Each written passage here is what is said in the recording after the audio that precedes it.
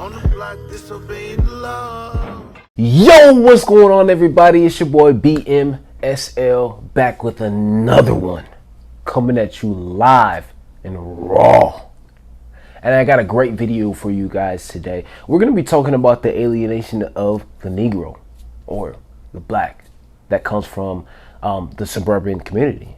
Now, I've experienced extensively the amount of alienation, the amount of people making fun of me, hating on me because I come from a different environment. But it's become somewhat of a norm today. You know, if you don't act a certain way, if you don't talk a certain way, if you don't have a certain background, you're not cool enough and people are not going to talk to you, right? And one of the things that I believe that I should have done before is speak on it. But honestly, I really just didn't have the words to say. And now that I'm older, I can put the words together. And shout out to CGA, because he's the one that actually gave me the idea for the channel. And now here we are. Okay, so let's dive in. One of the key points to me that I believe that most people are not taking into consideration when it comes to the alienation of the Negro is they don't think you're black at all, right? Like, your skin may look black, but you're not going to be treated as black, right? You may skateboard, you may listen to rock music, you may be into IT and video games. That's not what the regular black does. That's not what the regular Negro does, right? But our whole lives, we've grown up in suburban communities. Maybe you were homeschooled, maybe you went to private school, and now you're in a different environment because a change in financial status or whatever the case may be. So we necessarily were not involved with people that look like us at all. And so guess what? The culture is going to be different, right? California, for instance. California has like 8 or 9% black people in it. Altogether, it's rare that you see black people. It's rare that you see black couples. It's not a thing over there, right? But when you do see it, it's like, oh, okay.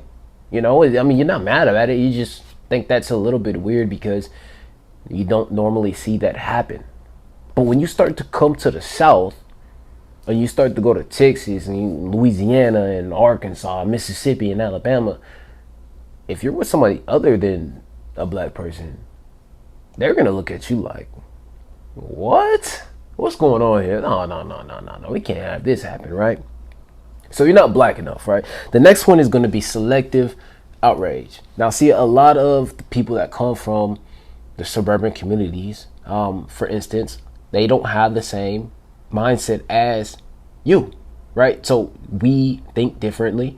We want to make sure that everything is solved with money, and more than likely, we're going to vote with our wallets. We're not going to vote for our emotions. And one of the things that I think, to the detriment of black people, is that they vote with their emotions. They vote for who they like and who's more charismatic without necessarily looking at what they offer you in the long run or over the course of, you know, the next 4 to 8 years or 4 to 10 years, because realistically, we won't necessarily see the effects of what we have going on today in another 5 to 10 years. And this is not facts. This is just what I think, because the economy takes time to catch up, the policies that are put in place, things like that. So selective outrage towards us and what we think should happen and what we think may happen. Okay. Next one is you're going to be made fun of on the daily. If you come from the suburbs, you come from California, and you're not from Inglewood, you're not from Oakland, you're not from the hood in Sacramento, and you come and you go to school, and you're going to be made fun of because you are weird. And what I say weird just mean that you're weird to them, right? You're not weird to you, you're not weird to anyone else, but you're weird to them because they didn't see that growing up. And a lot of the times they're not necessarily wanting to understand where you come from. And so the easiest thing to do is just to make fun of you and laugh at you for listening to rock, you know, being interested in video games, or being a photographer and a videographer. They're just going to make fun of you just because they can, just because you're different.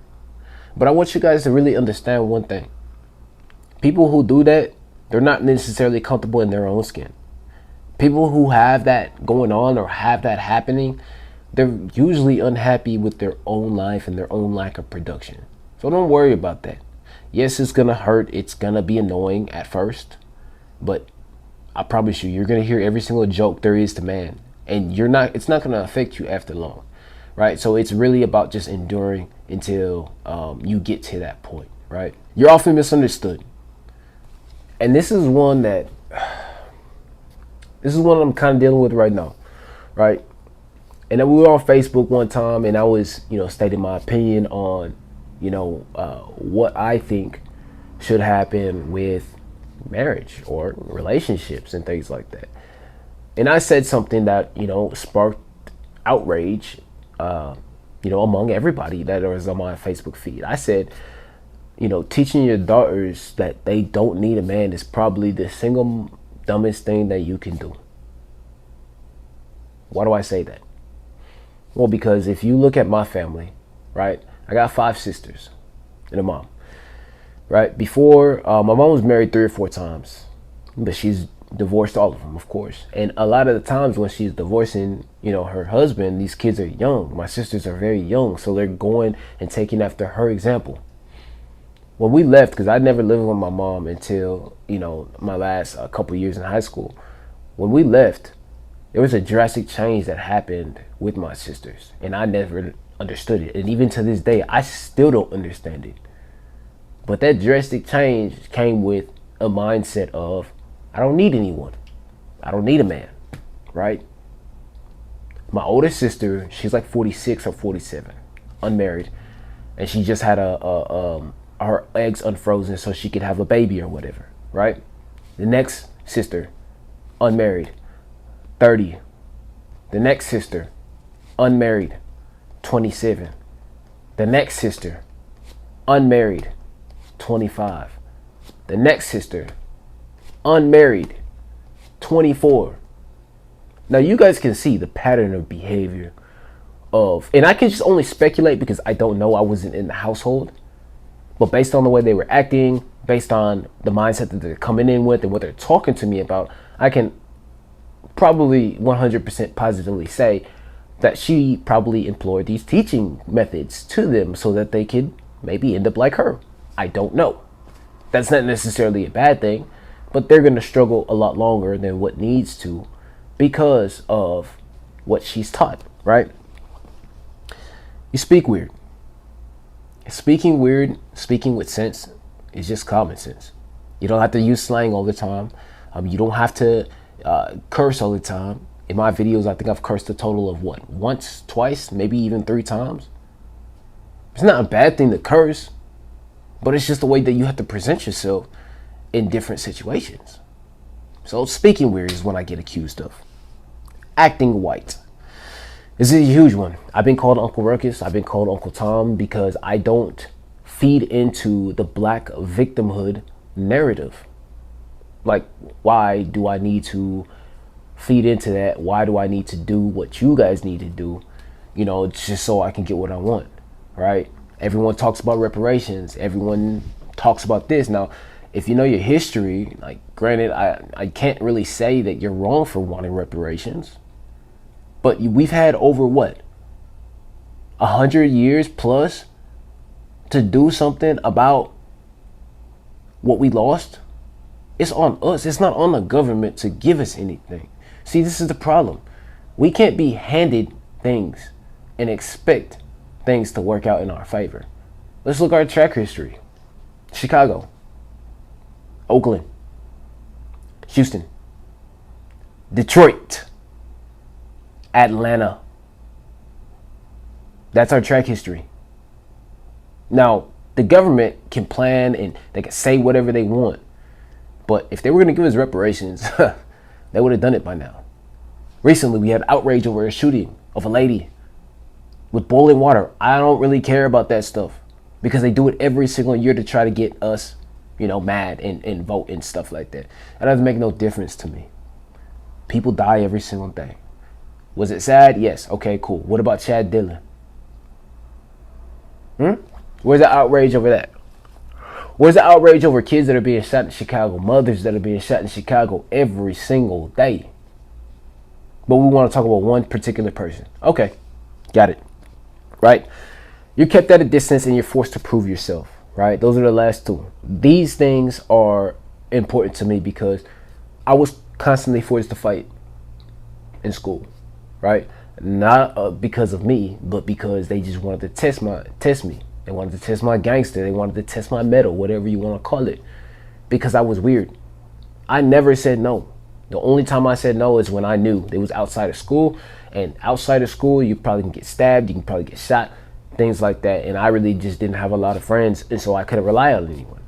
But we would go to the bathroom for 10 seconds, 6 of them, 5 of them would line up, and they would take turns fighting me. And I would get beat up every single time, pretty much, because these guys were older, and they were gangbanging or whatever the case may be, and they hit hard. Like, I don't know any kids that hit harder than those kids. Like, how are you 15, 14, 16 hitting that hard? Like, what trauma do you have to go through to be able to get this way? And so that question was constantly always in the back of my head. But again, I was kept at a distance, and I was only brought in to be made fun of, to fight, and I had honestly 2, 3, 4 good friends. That's it. Pretty much I was rolling alone solo, right? And when I was answering questions in a classroom and stuff like that, I always get laughed at. Like, why are you asking this? Why are you talking about this? Okay, I get it. Granted, you probably didn't do your schoolwork, Good, got it. But me, I grew up different. So I'm gonna do these things because this is what I've always done, right? And so because they didn't like that, they would just come test me. All right. People would keep me at a distance. They would not let me near them or doing anything around them, because to everybody else, hanging out with me would look weird. They would get made fun of. Now, there were people that were good people that I knew that didn't necessarily care about this. But for me, for the most part, man, like, it was like, whatever. And I tried to fit in. I tried to do everything I could to fit in. But I just kept on being at a distance. If you guys have a similar experience, if you guys, have something that, a story to tell, shoot it down in the comments below. And don't forget to like, comment, and subscribe to the channel. And share it with your friends as well if you have a similar experience. All right.